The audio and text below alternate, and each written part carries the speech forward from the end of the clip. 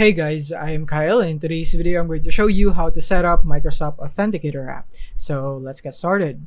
So here we are in our Microsoft Authenticator app. As you can see at the right side, I have my mobile phone right there. So from here to set up my Microsoft Authenticator app, all I have to do is basically just go into my Microsoft account here in my browser and go into security.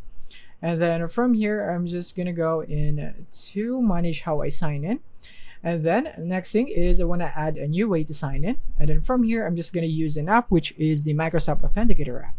And then from here, I'm just gonna go for set up a different Authenticator app right here. And then from here, all I have to do is just scan this code. So from here in my phone, I'm gonna tap on the plus button at the top right. And then from here, tap on personal account, since this is a personal account of mine. And I'm just gonna scan a QR code. So I'm gonna press scan QR code and scan the code right here. And then as you can see, I'm gonna tap continue and continue again. And then there we have it. It is now connected. So now I have this code right here.